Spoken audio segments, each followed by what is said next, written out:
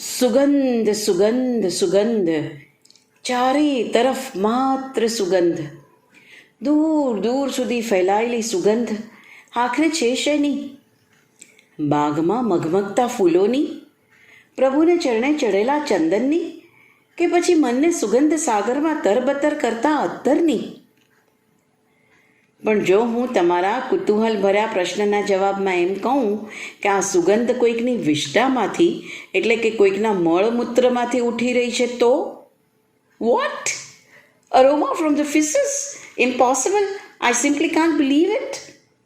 But friends, it's a truth. તદ્દન અશક્ય અને અકલ્પનીય લાગતી આ વાત 100% સાચી છે. જી હા, આ વાત છે પોતાના આત્માનંદમાં અને અવધૂત વૃત્તિમાં રત રહેતા દિવ્યાત્મા ઋષભદેવની. કોણ હતા આ ઋષભદેવ? ઋષભદેવ એટલે રાજા નાભી અને મેરુદેવીના પુત્ર, રાજા પ્રિયવ્રતના વંશજ. પાછલી વાર્તાઓમાં આપણે જોયું એ મુજબ રાજા મનુ અને શત્રુપાનો વંશ આગળ વધારનાર એમના બે પુત્રો એટલે ઉત્તાનપાદ અને પ્રિયવ્રત. રાજા ઉત્તાનપાદના પુત્ર ધ્રુવજીની વાર્તા તો તમે સાંભળી ચૂક્યા છો. તો હવે વાત કરીએ રાજા પ્રિયવ્રતની. પ્રિયવ્રત મૂળમાં તો સંન્યાસી જીવ, પરંતુ બ્રહ્માજીની આજ્ઞાને શિરોમાન્ય રાખીને એમણે પૃથ્વીના શાસક બનવાની અને ગૃહસ્થાશ્રમ વસાવવાની બંને જવાબદારીઓ સ્વીકારી હતી.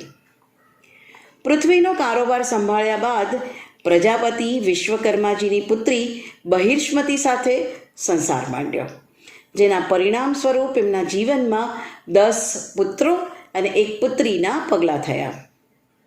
એ 10માંથી એક પુત્ર આગ્નિધ્ર, આગ્નિધ્રના પુત્ર નાભી, અને નાભી તથા એમના પત્ની મેરુદેવીના પુત્ર એટલે ઋષભદેવ.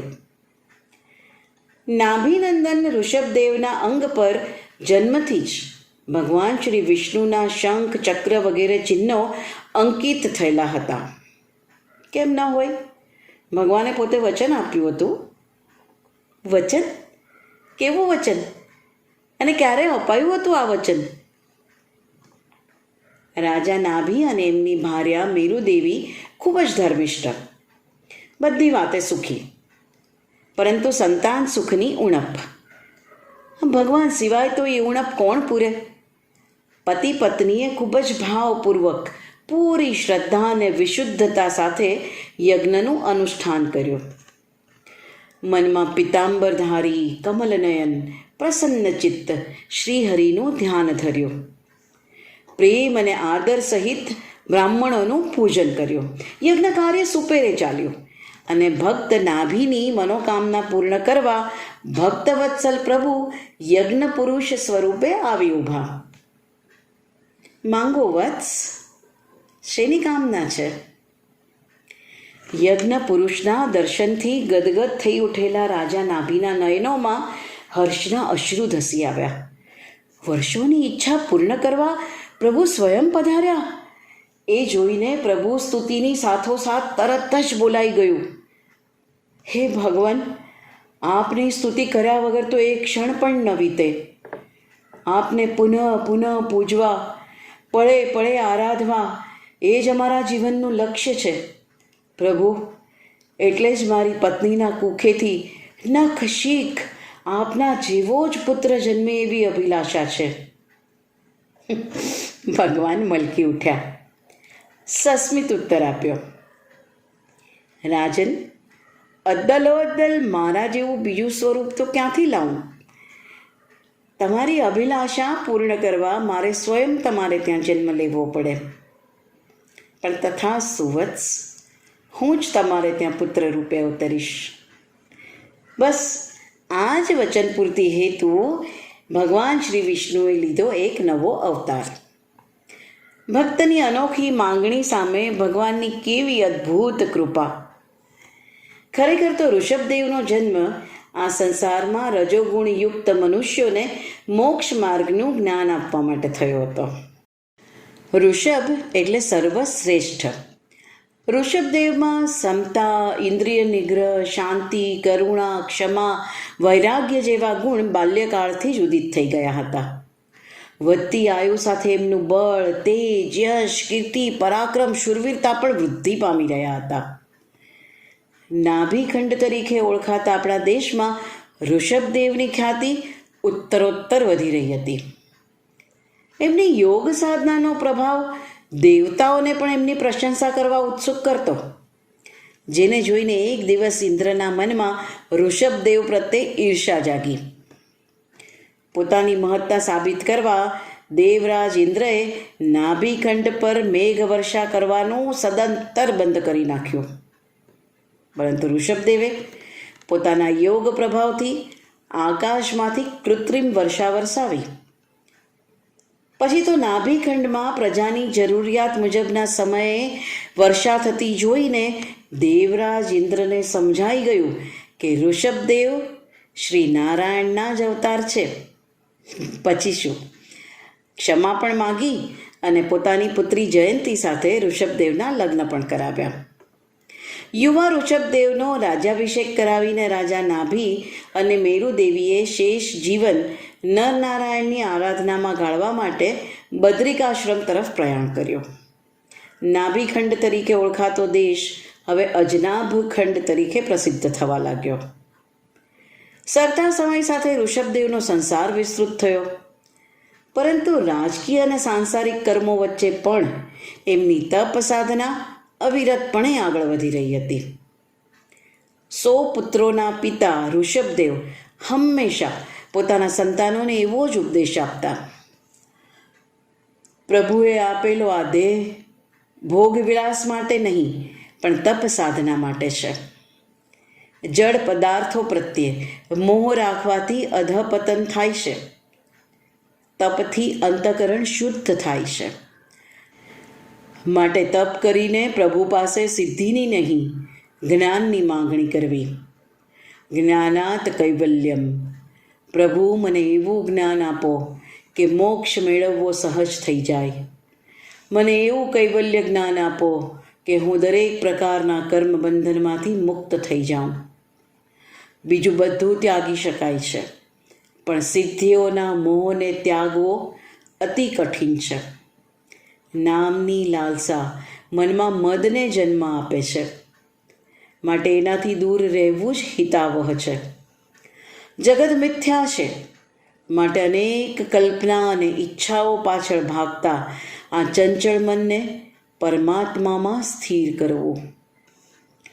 આવા અનેક ઉપદેશો થકી સંતાનોને તપ સાધના કરવા માટે ઋષભદેવ હંમેશા પ્રેરિત કરતા.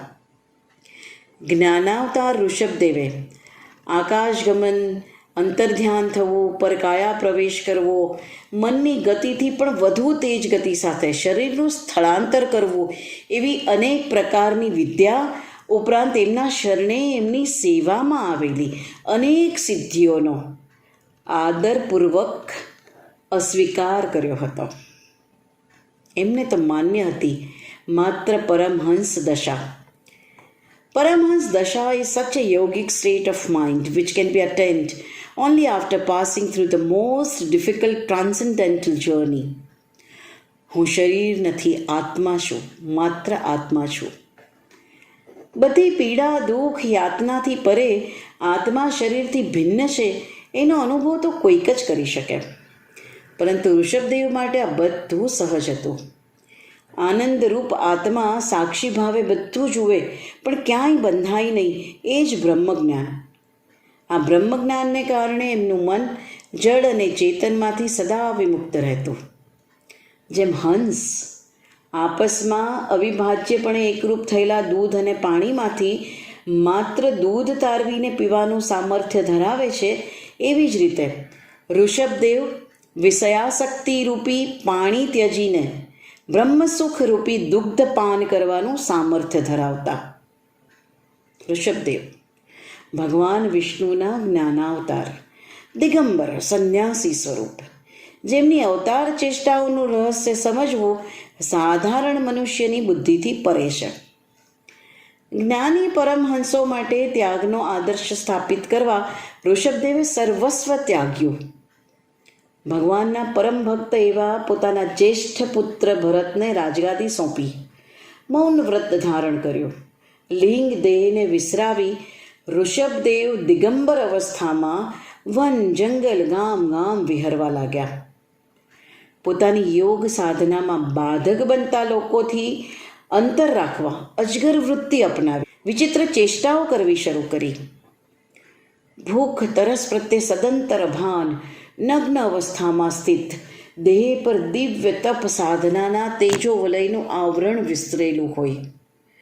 વેર વિખેર કેશ, જડ અને પાગલો જેવું આચરણ હોવા છતાં મુખ પર અપાર સૌમ્યતા સાથે એક અસ્ફુટ હાસ્ય વહી રહ્યું હોય. મૌન રહેવા માટે મોઢામાં પથરા ભર્યા હોય, પણ આંખોમાં દયા, કરુણા અને ક્ષમા આપનાની લિપિ અંજાઈ હોય.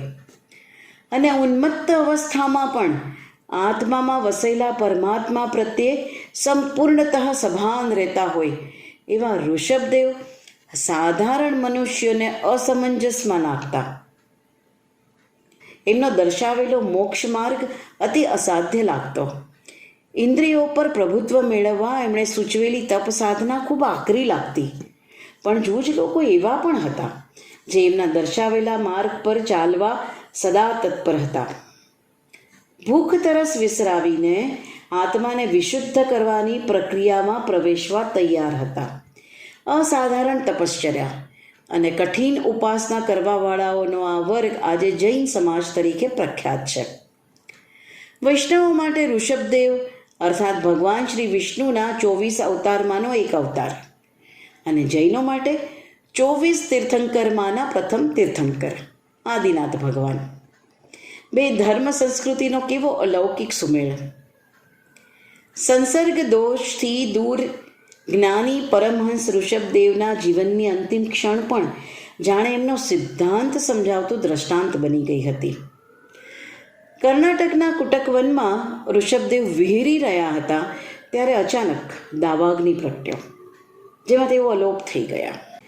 નૈનમ છિંદંતિ શસ્ત્રાણી, નૈનમ દહતિ પાવક, ન ચૈનમ ક્લેદયંત્યાપો, ન શોષયતિ મારુતઃ. આત્માને કોઈ પણ શસ્ત્રથી છેદી શકાતો નથી, અગ્નિથી બાળી શકાતો નથી, પાણીથી ભીંજવી શકાતો નથી કે પવનથી સૂકવી શકાતો નથી.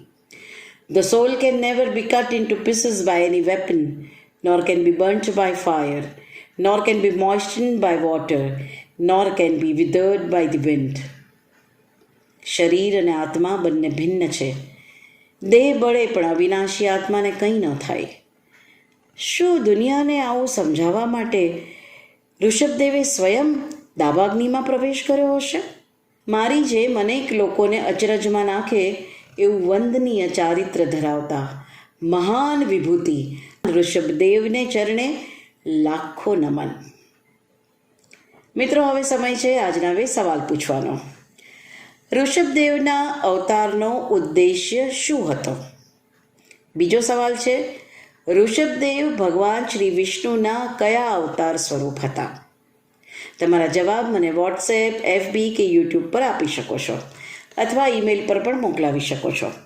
મારું ઈમેલ એડ્રેસ છે neeta.reshamya@gmail.com, જે સ્ક્રીન પર પણ વંચાય છે.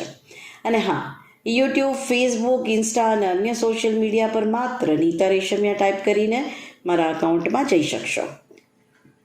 તમને જો મારી વાર્તાઓ સાંભળવી ગમતી હોય તો વિડીયોઝને લાઇક કરો, મારી યુટ્યુબ ચેનલ સબસ્ક્રાઈબ કરો અને કરાવો મેક્સિમમ ગ્રુપમાં શેર કરો, જેથી વધુમાં વધુ લોકો વાર્તા રસને માણી શકે.